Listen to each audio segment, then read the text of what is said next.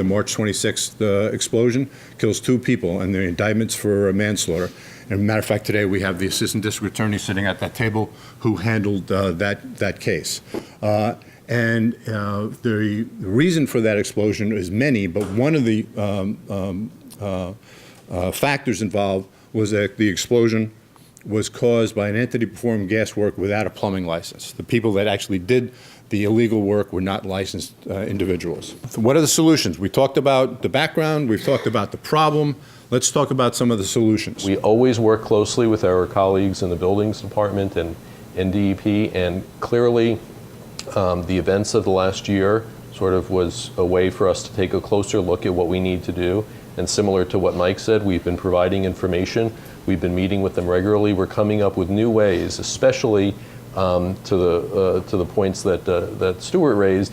When we find unauthorized piping, we are now immediately letting DOB know about that. Is it a 100% solution? There's no 100% solution.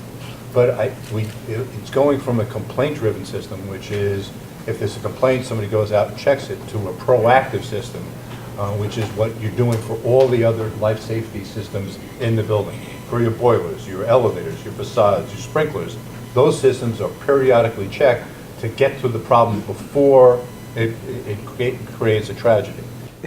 Look no further than Flint, Michigan.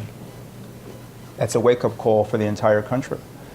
And I think that many times government is in the business of reacting and not working to prevent crisis. And so everything that we're doing here is post-explosion.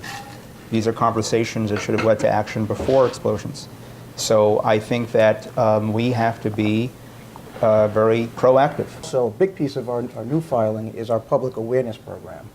And I think we talk about plumbers, we talk about third-party contractors damaging our facilities, but really if we educate the consumer as well, they can be our eyes, they can be our ears, they can be our noses, especially in our industry out there. And our public awareness program will have boots on the ground. So we'll be meeting with the Plumbing Foundation, we'll be meeting with with the Department of Building. So this education is very important, and on the broader scale of our aging infrastructure, it's doubly important, and because the work is not sexy.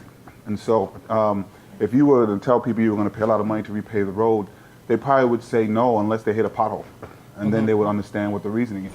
And so a lot of times folks won't understand what the reasoning is until there's an explosion. And that's very important because we have to adjust the budget somehow to pay for the things that need to get done.